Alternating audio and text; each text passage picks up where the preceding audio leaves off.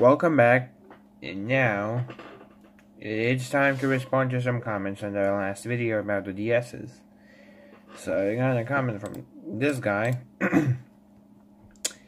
saying that the DS line has the best battery life. So I tested that with my own personal consoles and have these results. So the worst performer is the Nintendo DSi, the regular one. It only lasted 4 hours and 3 minutes. Then the next one was the original Big Chungus DS, which lasted 4 hours and 45 minutes. Pretty good. Then, almost doing it, was pretty close. The Nintendo DSi XL, because you know, it's XL and it has a bigger battery than the regular one. It lasted 4 hours and 50 minutes. And now, you were true on this one. The Nintendo DS Lite, which lasted 4 hours and 52 minutes. Just 2 hours more than the DSi XL. But, so I don't know. I mean, my results really depend on the battery wear and the batteries I use on these. The new batteries might be completely different. But yeah, these do have a best battery life. This one because it's more efficient, I guess. And this one's because it's big. It has a bigger screen, so it also has worse battery life for that reason. Now, yes, you can use the GBA flash cards and just regular cards in general. Like, I got one laying around here, just regular cartridge. Here you can just... No, that's wrong. Bam, you slide it in, it works. Same with the DS Lite, except it sticks out a little. But there's some flash cards like Easy Flash, I think it is called, that has like a housing that is like the size of the dust cover cartridge, so it's good, I guess. And yeah, you can use both because these emulate Game Boy Advance, Game Boy games, kind of meh. But these emulate Game Boy, Game Boy Advance, NES games pretty darn good. So there's really not a big difference in between the original ones and the DSi's. Now yes, you can use my mini USB instead of the original charger for the DSi, but they kind of mess with the plastics and don't fit in quite right. I don't know. And also, you can just go on AliExpress and like spend 50 cents on like these cables, which have the good end, and they work the same. Like, if I bring my dodgy power bank, where the hell? Plug it in, yeah, it still works. The power bank decides to supply power, just power it. Oh wait, no, it's fully charged. Of course it's not gonna charge. Also, I do not agree with you that the DS Lite is better than the DSi or the old 3DS. Of course it's better than the new 3DS type because those are superior in every single way possible, but still.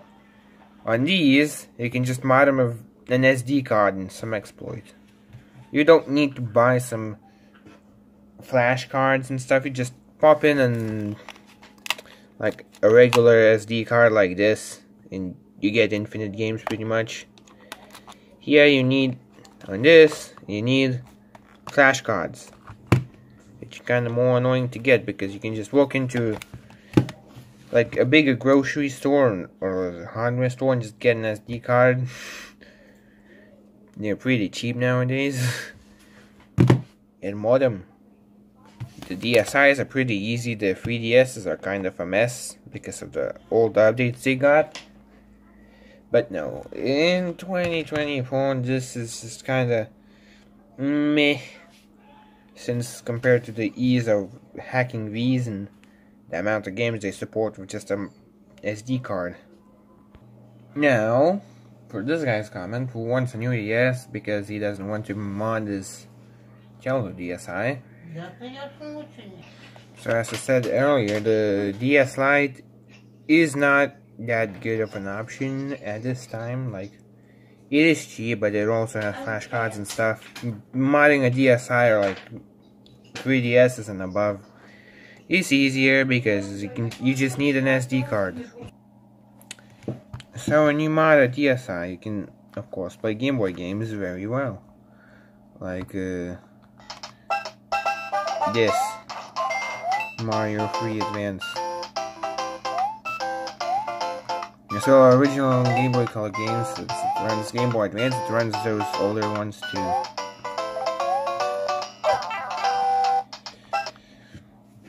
And modded UI isn't really all too different from the default stock UI, since they made it pretty much the same, and they added choices, so you have like 3DS UI and other UIs, like